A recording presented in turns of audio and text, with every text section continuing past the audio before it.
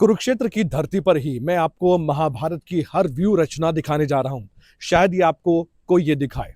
कौरव और पांडव दोनों एक दूसरे के खिलाफ कैसे लड़े, आइए बताता हूं।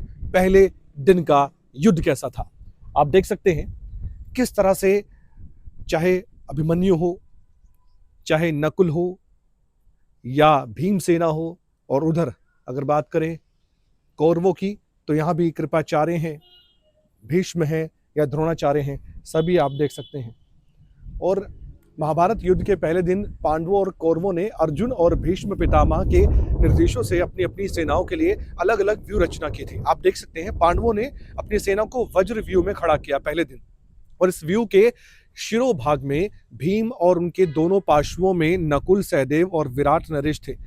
विराट की सहायता के लिए उनके पीछे अर्जुन थे, आप देख सकते हैं।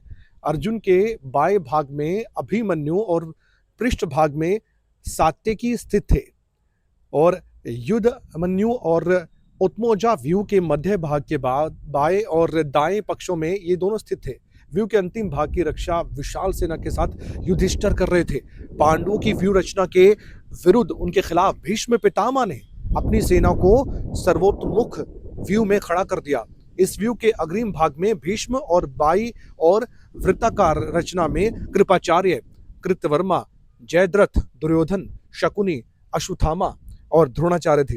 इस व्यू के दोनों पार्श्वों में अश्वारोही और गजारोही सेना खड़ी थी।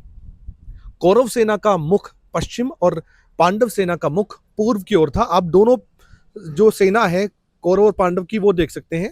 श्वेत और भीष्म पितामह के मध्य घनघोर युद्ध हुआ, जिसमें श्वेत भीष्म के हाथों मारे गए। इस तरह से पहले दिन के युद्ध में कौरव पक्ष का पलड़ा भारी रहा और पांडव सेना को भीष्म पितामह की ओर से महती हानि पहुंचाई गई थी। तो ये था पहले दिन का युद्ध, जिसमें आपने देखा किस तरह से कौरव और पांडव की सेना ने युद्ध लड़ा। अब अगले एपिसोड में हम दूसरे दिन का युद्ध आपको दिखाएंगे।